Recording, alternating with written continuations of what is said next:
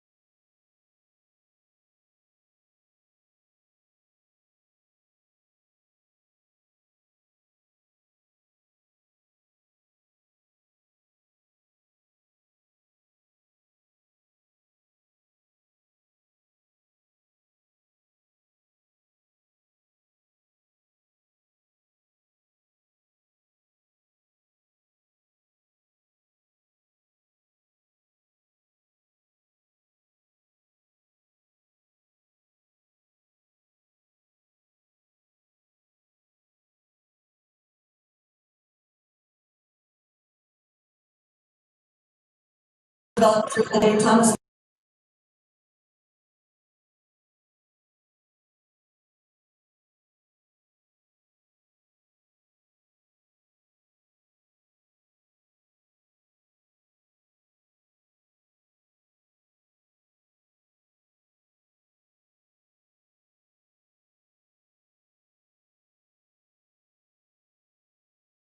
Successful for the youth in our care. Our approach to foster care management and reunification, we also utilize nurse care managers as part of our teams. Our nurses focus on care coordination and consultation for youth with complex medical needs. Can also have behavioral health issues and medication management for medically fragile youth. And as a member of the planning and treatment team, they help support the youth, the foster parents, and biological parents in addressing the healthcare needs of those children. Now, this added support helps in stabilizing placements that otherwise may disrupt due to the physical, behavioral needs of these youth. The majority of the youth who exited care over the past 10 months were reunified with their parent or caregiver. And the second reason for exiting was through adoption. And the third reason was through establishing a custodian or a guardian.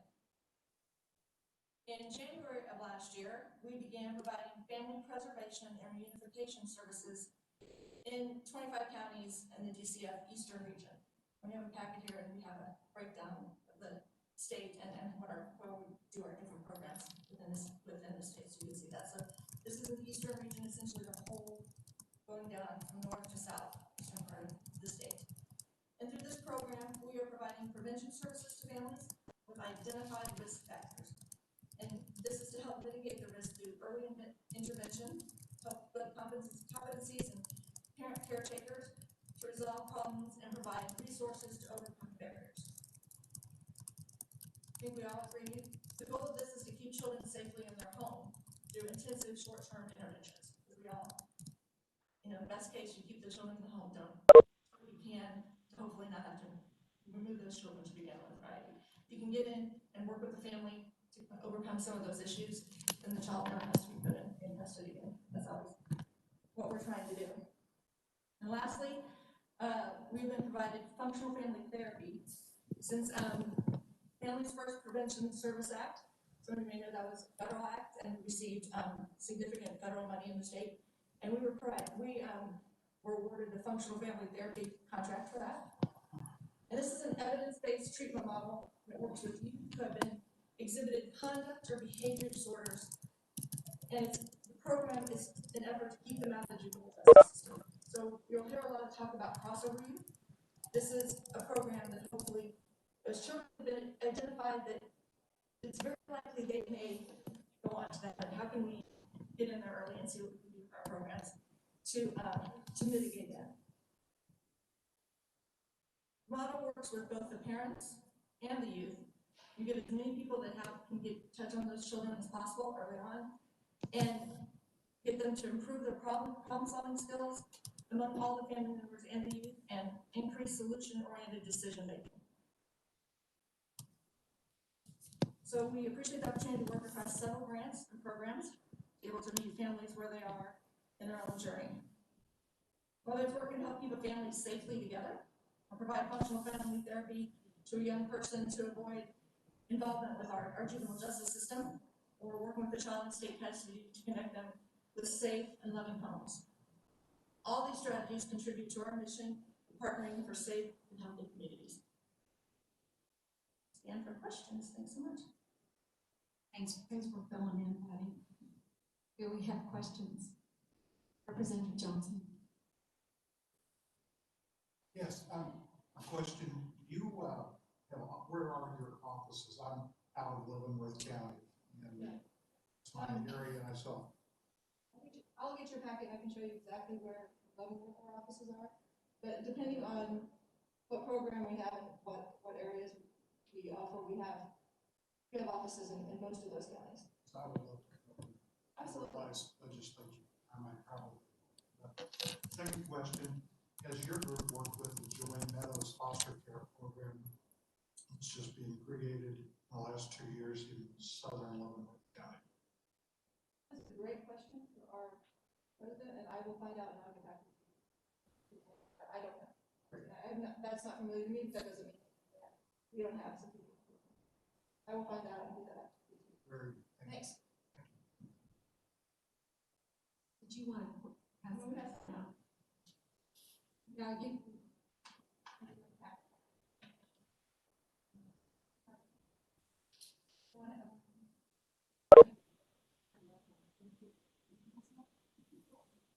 Yeah, Patty asked me if we, since we're paperless, if she could pass those out. These are all left over from our special committee on foster care that met this fall. But if you have the right-hand side, we have, this is a breakdown of the different programs we have and where they're located in the state. And you can see where your district is, you have those values. Programs in there.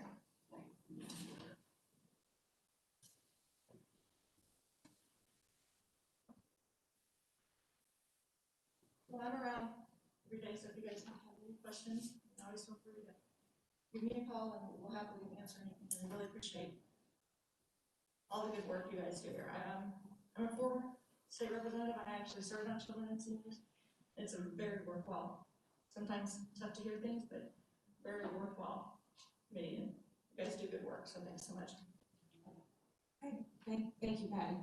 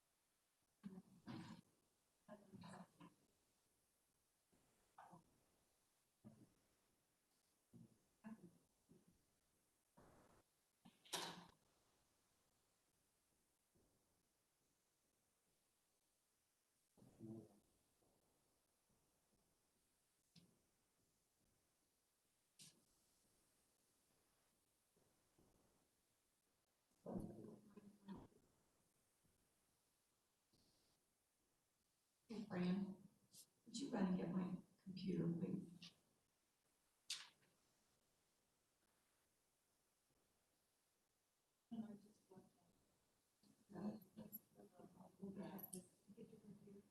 Down the flag.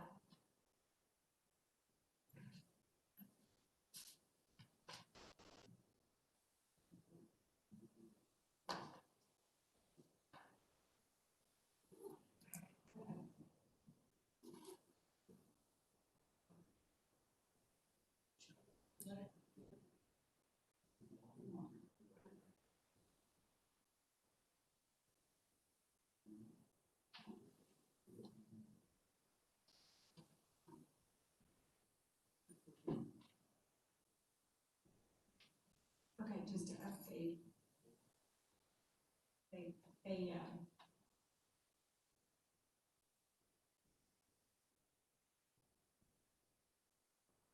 Well, we were going to just start the meeting over and do do a WebEx invitation with all of you who have computers here.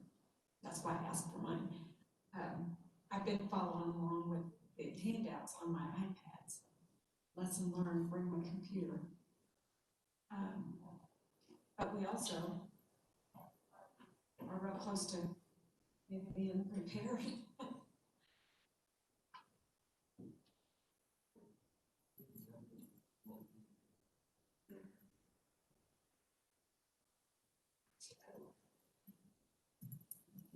So while we're waiting, what we can do is have everyone download WebEx onto your laptops or your mobile phones and set up your account. And I will send out a notification so that everyone is able to join to my meeting.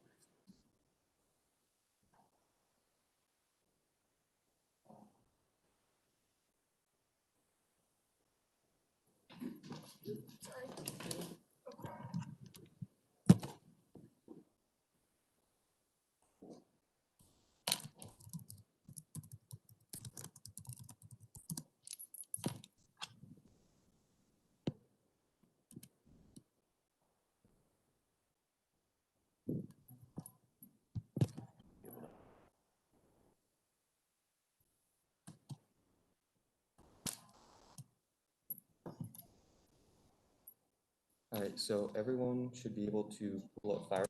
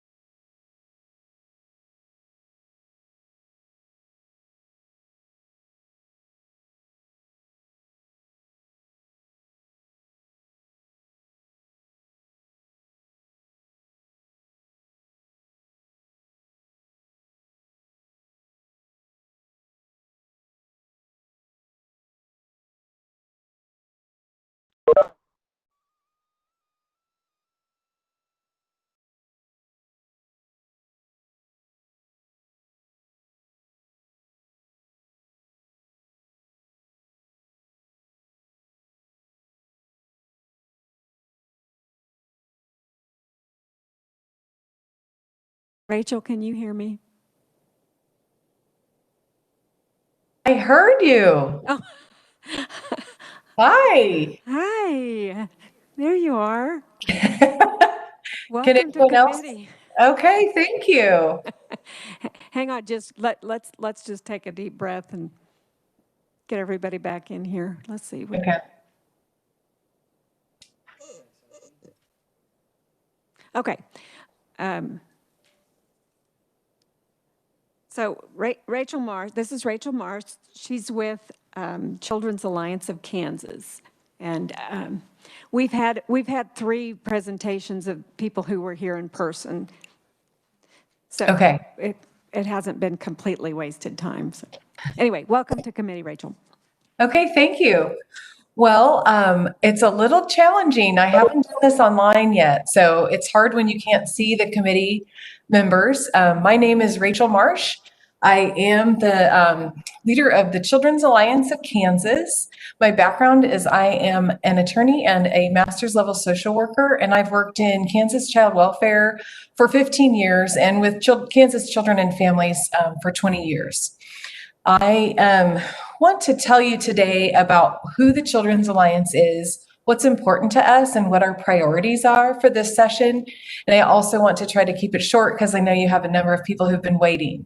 What I want to leave you with, especially for new committee members, is that the Children's Alliance is a resource for anyone with any questions about child welfare and family and child well-being in Kansas.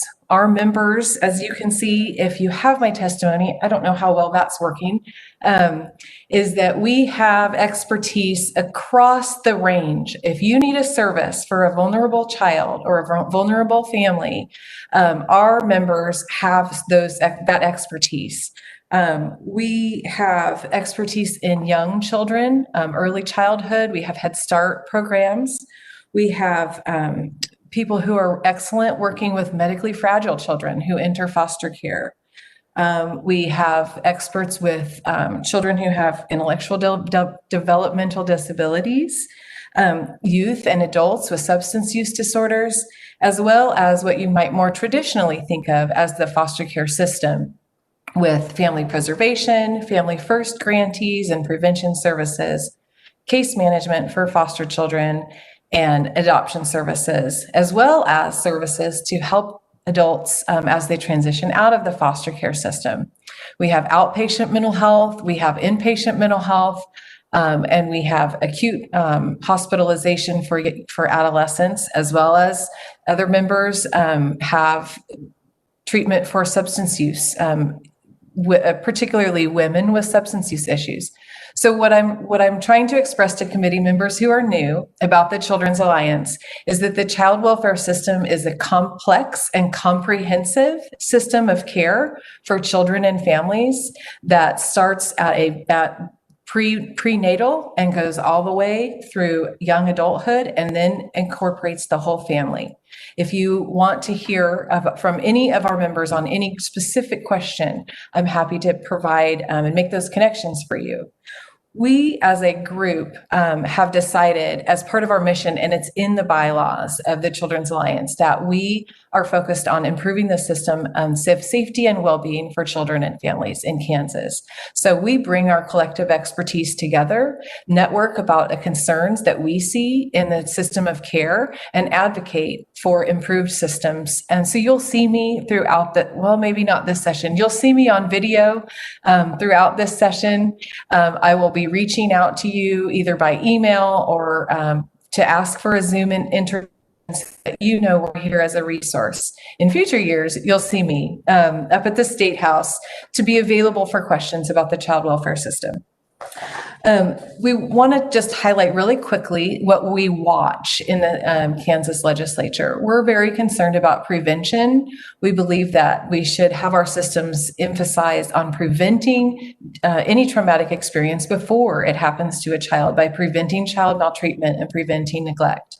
We want to also prevent when we have a family that faces a vulnerable situation or is in a crisis, that we help build a system that gets that family services so that they don't have to have the child enter foster care, so that we can help that family at that pre-crisis moment before a child has to be removed from the home.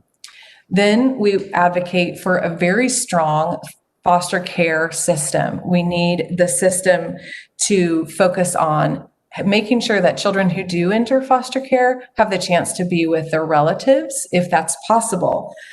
We want to focus on system innovation within the foster care system and make sure that the funding that we have in our system all the way across all these networks can build something so when children and families need a service, even though they're in foster care, they still need those services that are out in the world, mental health services or substance use services.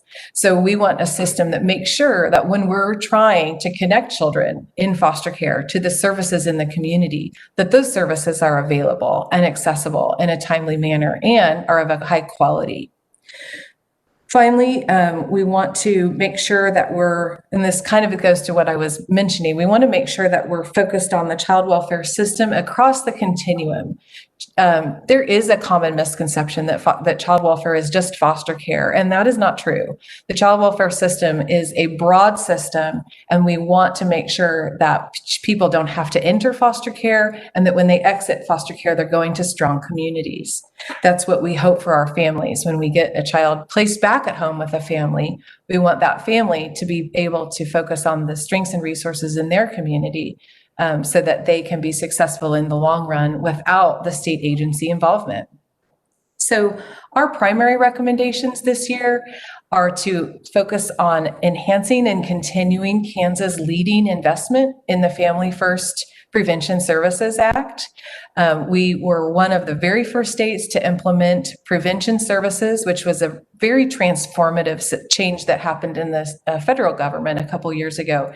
And through the recent CARES Act, the federal government has actually made it possible for 100% match for Family First services. So we look for this legislature to continue to support those programs and expand those programs because we can afford those programs, especially if you're concerned about any budget issues. We are working as a system to improve our work in the kinship family realm to make sure that relatives have access to the same training, support, and opportunity to be licensed as a foster parent so that children can live with their loved ones. So that's a second priority that we have. A third priority, if you have seen me up here before, you might have been hearing me talk about youth with complex needs. This has been a challenge in Kansas for a number of years. We had kind of a perfect storm of system colliding around youth in our state. And it was not from any one thing that happened, but it was from a collection of factors. We had the number of children in foster care was rising. We had the reduction in access to psychiatric residential treatment beds. We had juvenile justice reform happen at the exact same time. And we had some cuts to concrete family services that has been known to impact family vulnerability to having their children placed in foster care.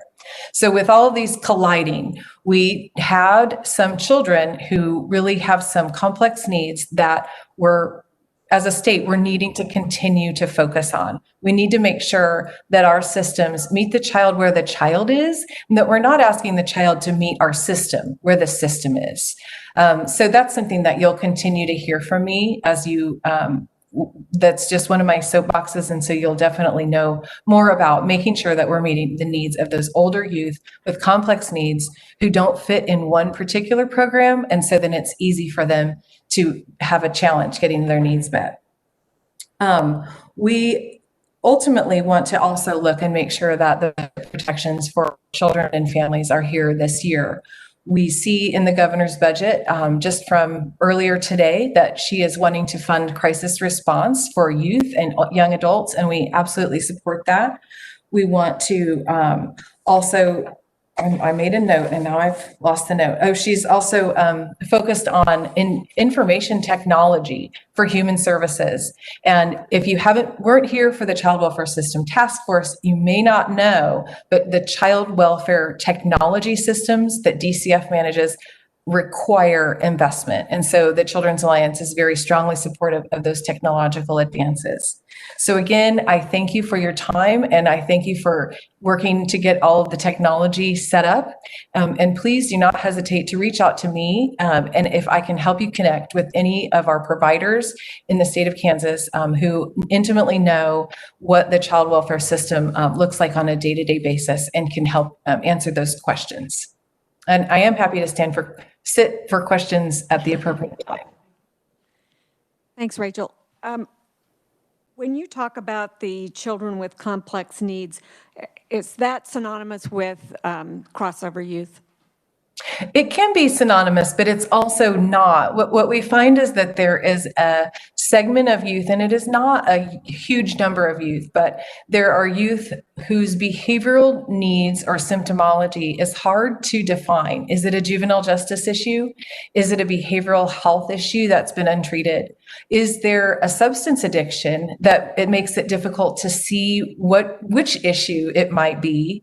Or is there an IDD challenge that child that makes it more difficult for that child to engage with services and receive the benefits? So it is crossover youth because that segment of the population that we serve that has the most need can tend to be at the most risk for becoming involved with law enforcement, but is not only the crossover youth. Okay, thank you. Committee, do we have other questions? Okay, Rachel, thanks. Thanks. Okay, we'll go as far as we can with time. Next up, we have Kansas Children's Service League. Do we have Gail Kozad? Hi, can you hear me okay? We can hear you. Okay, wonderful. Thank you for inviting me today. I am Gail Kozad. I am the CEO for Kansas Children's Service League. KCSL, as many of you may know, is a statewide private agency serving children and their families. And most importantly, we are the Kansas chapter for Prevent Child Abuse America. Like Rachel, I have grown up in my professional career over 20 years now, working in the world of child welfare, both in child protective services early on within the foster care system, and now really working to prevent children from entering the foster care system. So our work with children and families improves school readiness now so that graduation rates improve in the future. We help families succeed now to be better parents and better employees. And we are creating a stronger, more resilient and educated workforce for the future of Kansas. We know that the progress that we make today in preventing child abuse or neglect is that we will prevent future crimes and incarceration and hopefully break a very destructive cycle for children and their future families. And so we know that this improves prosperity and success for all Kansas communities. Gail, sorry to Yes. interrupt you. We can't hear you very well. I mean, we can hear you, but it's real soft. I don't know if it's your microphone or...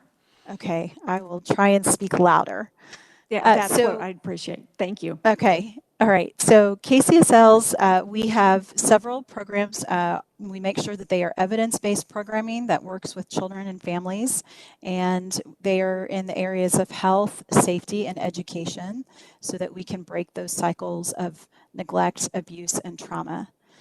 Despite parental risk factors in 2020, 94% of the children that we served, which was 1,587 children that we served, were not placed into foster care through our home visitation programs.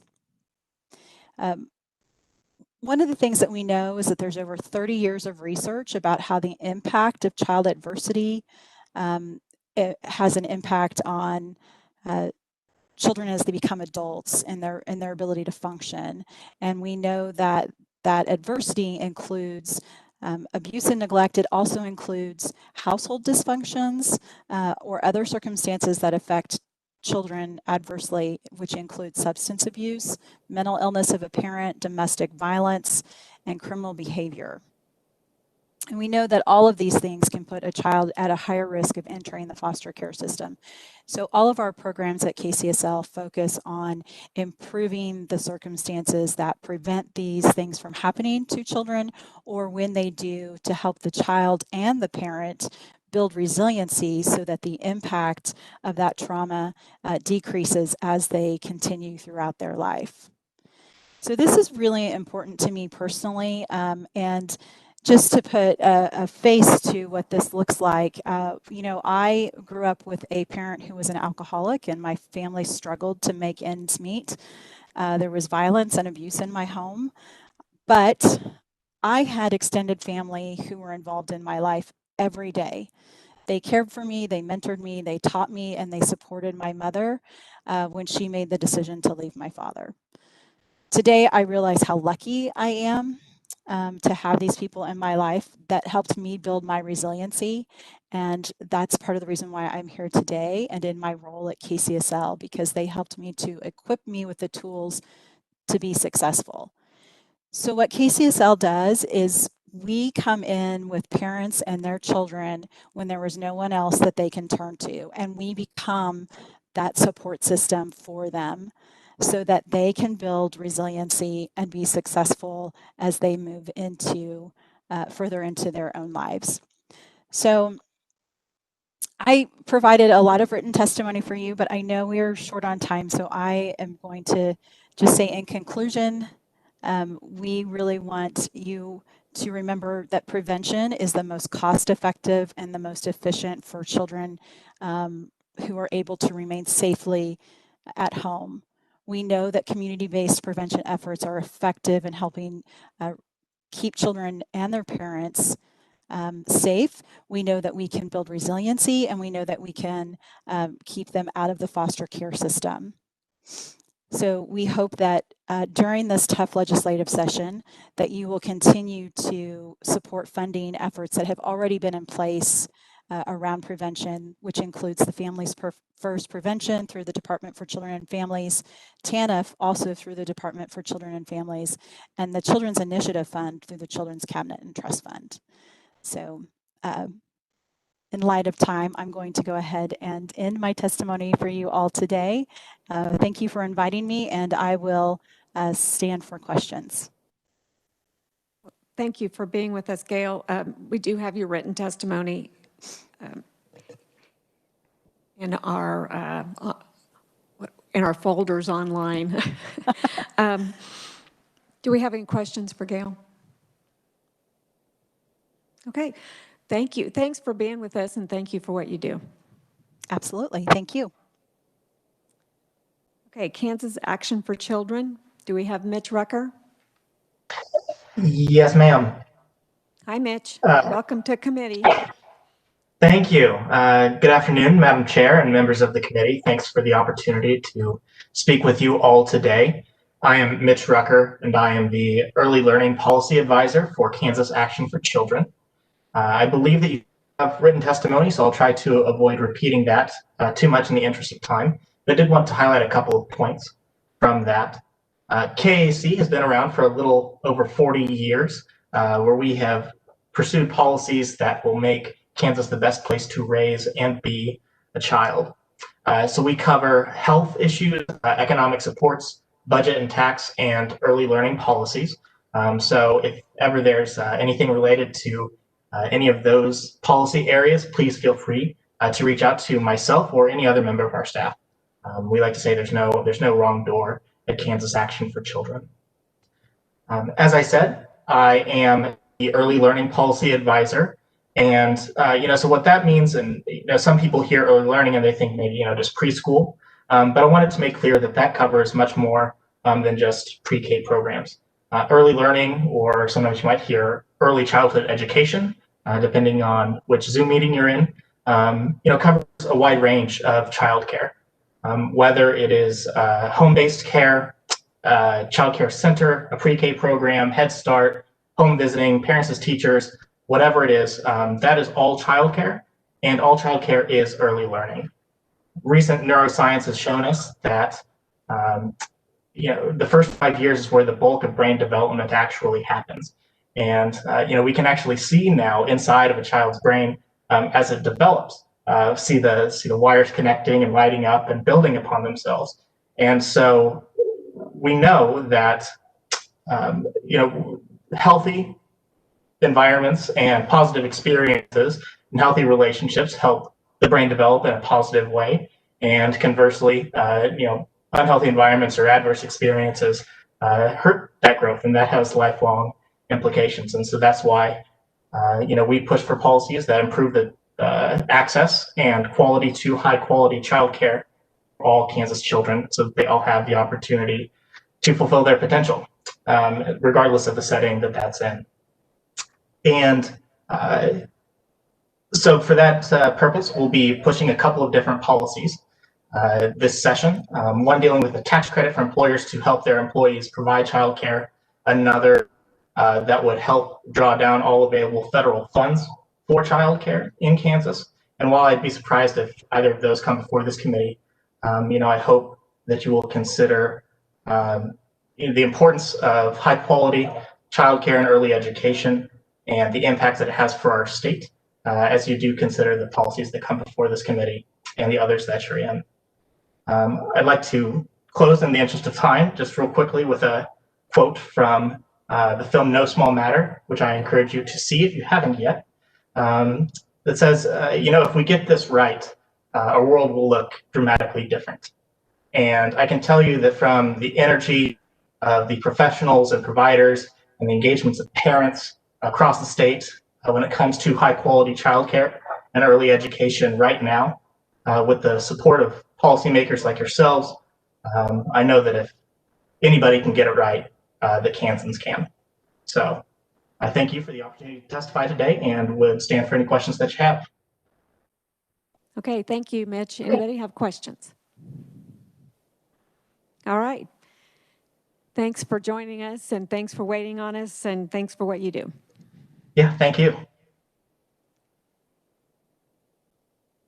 All right, we'll try to fit one more in. We've got Kansas Appleseed. Looks like Mike Fonkert and Haley Cutler. Are you one of you here or both of you? We're both here. We're going to split our time, so we'll both be very brief. Okay, welcome to committee. Thank you so much. Thank you, Chair Concannon and members of the committee for allowing us to speak today. I'll get right into it. At the top of our legislative priority list is establishing an Office of the Child Advocate to provide independent oversight, which is a crucial missing component in Kansas foster care system. The OCA is a proven watchdog mechanism that other states have used to realize the meaningful reform that we need here in Kansas. We have a policy brief on the OCA, how it will protect Kansas kids in foster care and potentially save the state millions of dollars. And we'd be happy to share that information with you if it hasn't been distributed already. We are excited to continue our work with you to find solutions for the problems that our foster care system faces, and we certainly have a lot of work to do. But it is work that's best done together, as it is work that's protecting our children, families, and communities. We have, at Kansas Appleseed, been working in the child welfare world now for a few years, and we continue to be astonished by the situations we encounter. We receive calls nearly every day from parents, foster parents, former employees of DCF and contracting agencies, and others that are oftentimes looking for help.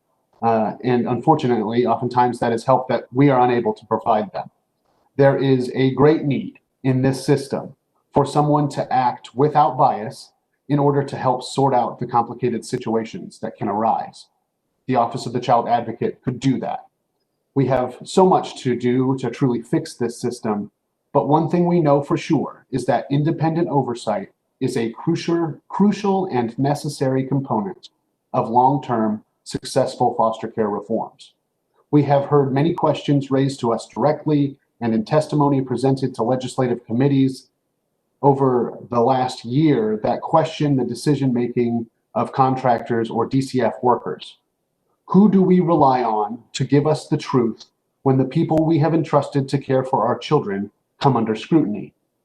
When they say that they have done no wrong, do we simply take their word for it? Or do we trust but verify? A truly independent oversight mechanism, the Office of the Child Advocate, could serve to help us look into these questions. While we do want to emphasize the great need for independent oversight, we do not want to imply that oversight alone can protect the children and families of Kansas. There is much that can be done, and to discuss another important element of this work, I will hand it off to my colleague, Haley Cutler. Thank you, Mike. Good afternoon, everyone. Thank you, Chairwoman Concannon, and the members of this committee for the opportunity to speak with you today. I'm going to be talking a little bit about anti-hunger work and food insecurity here in Kansas. So before the pandemic, we knew that over 370,000 Kansans struggled with food insecurity. These numbers have skyrocketed due to the pandemic, with 1 in 8 Kansas adults and a staggering 1 in 4 Kansas kids going hungry currently. I'll just say that again, 1 in 4 Kansas kids are facing food insecurity right now. The only way to ensure no one goes hungry during or after the coronavirus is through deep investment in our federal nutrition programs, like the Supplemental Nutrition Assistance Program, SNAP, or it used to be called food stamps. This program is the largest food assistance program administered by the United States Department of Agriculture, and SNAP is one of the primary ways that we address hunger and poverty here in the United States. Additionally, it plays an essential role in reducing food insecurity and improving the health of our hungry neighbors. So during the 2015 and 2016 legislative sessions, the Kansas Legislature passed 2 bills, both titled the HOPE Act, and 3 critical safety net programs administered by DCF were impacted.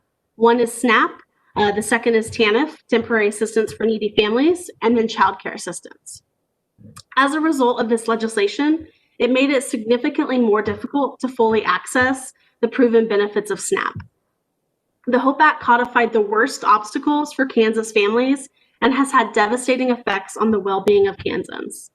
Removing these barriers to assistance is really imperative for all Kansans to have the ability to thrive and create a hopeful future.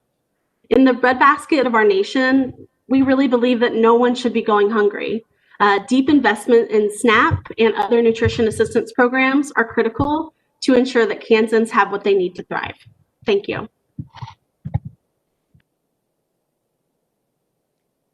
Okay, thank you both for being with us. Do we have questions? Representative Esau. Okay. Representative Helmer. Thank you, Chairman Concannon.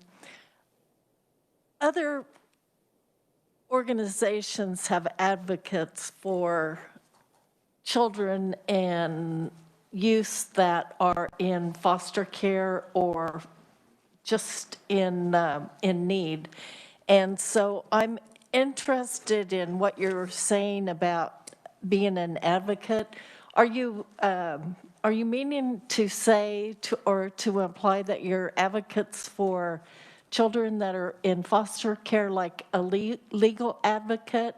Or if you're being an advocate, is it a one-on-one situation? And if it is a legal advocate, do you have legal authority over that child? Can you follow them through school? Can you represent them in the courts, or a runaway, or if anything should happen, or go into a jury situation which happens so many times?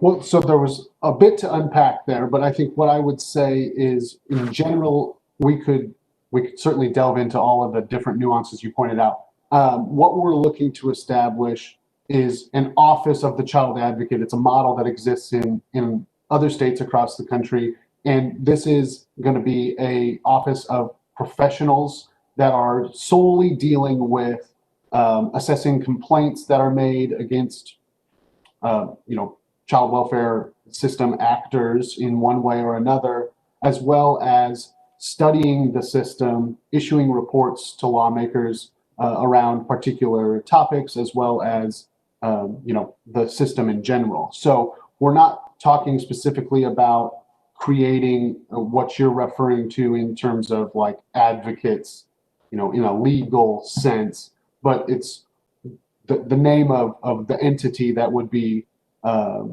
overseeing and monitoring our foster care system would be the Office of the Child Advocate. That would be the head position within that office. And then there would be other positions. So I'd be happy to get into the specifics of what that model looks like in Missouri, which is what we based largely our model off of, but also the different models that exist across the country. But the idea here is that, yes, the folks from that office would be able to access all of the information that they would need about an individual child to resolve any sort of disputes or complaints that are happening in regard to that child. Thank you. Thank you, Madam Chair. And just to follow up on that, from our special committee on foster care oversight, one of the recommendations from that was that this committee would have hearings this session on Office of the Child Advocate. Other questions? Okay, thank you both for being with us. I think we're going to cut it off there, and we'll have to reschedule. I apologize to those that we did not get to. We'll contact you for rescheduling. Thanks so much. We're adjourned.